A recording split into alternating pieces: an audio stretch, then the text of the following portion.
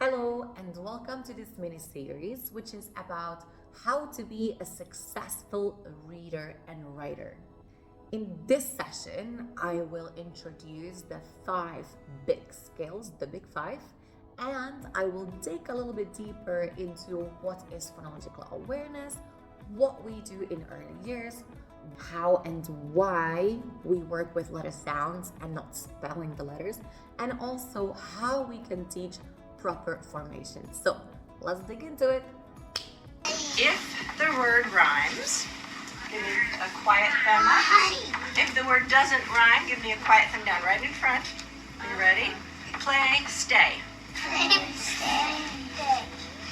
Yep, that rhymes. Ready? Chair, me. That's it. Okay. Wet net. All right. So that was rhyming. The next one I want to share with you is sounding out and blending. Well, many people think that we can only sound out and blend once we know and once we can read the letters, but that's actually not true. So let's have a look. G. O. Go. Ice. Ice. St. R. Star.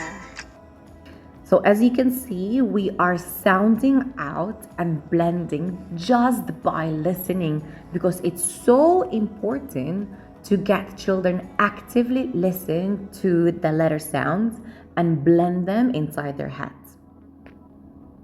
So once we can segment, once we can sound out these words, we will focus on first, middle, and end sound. So this is all still happening in early years, in preschool and kindergarten. And we can do it in many ways. We can do it on our fingers, on our arms. It's always better if it's connected to a movement. So we go cat, k-at, cat. So that was phonological awareness, again, mostly in early years. And now we're coming to the second skill called phonics. So let's dive right in. Phonics is a very big term. And again, we're starting in early years. So here we have our children and they will start learning letter sounds and how to form them. So first we need to recognize them with eyes. We need to be able to pronounce them with a pure sound. And once we can do that, we will start forming them with proper formation. So I would just like to emphasize that it's really not that helpful if we are spelling the letters. Like before, like we used to say A, B, C, D, and so on. So what is actually has proven to be way more successful is saying the sound. So instead of A, I say A. Instead of B, I say B. So let's have a look. These are the bouncy sounds. B, k, d, g,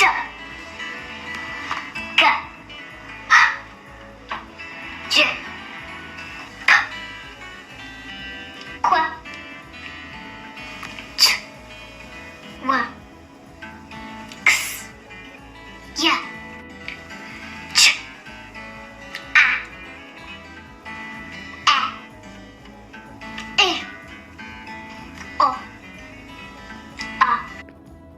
So this is where it gets a little bit tricky with our children because they hear spelling out of the alphabet letters everywhere.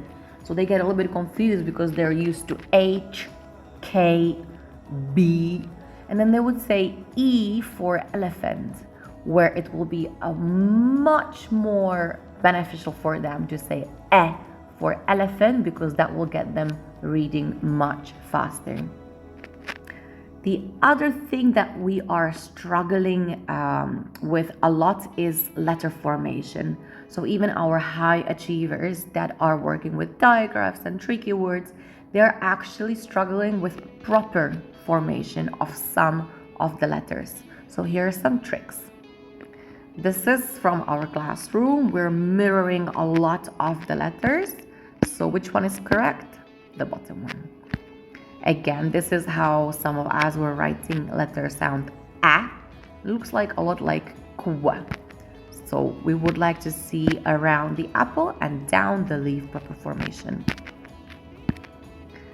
It looks it's correct, but this is the proper way to write it. And the reason is when I finish with the arrow where it is, it will be easier for me to start writing the next letter. So there is a reason for the proper formation. And some of the letters, of course, they have the hook right under the line, and we need to learn that.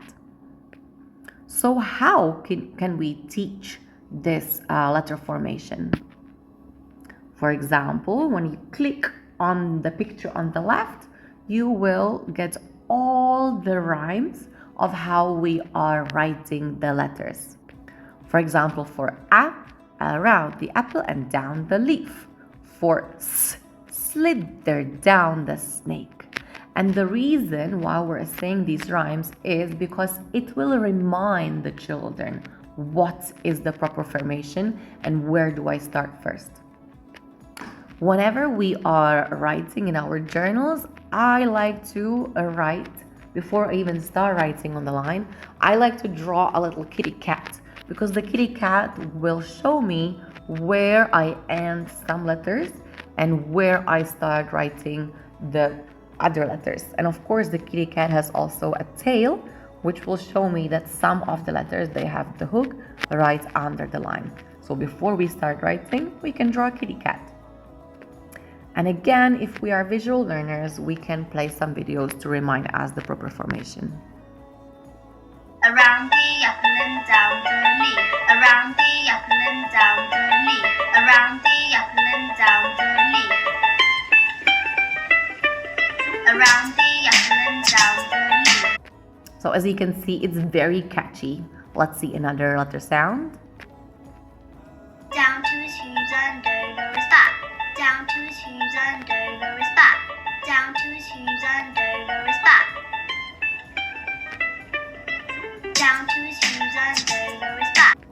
So if you're curious and you know that your child is struggling with these letter sounds like d, b, p, e, and so on, please feel free to tap on any of those videos to remind you what is the proper formation.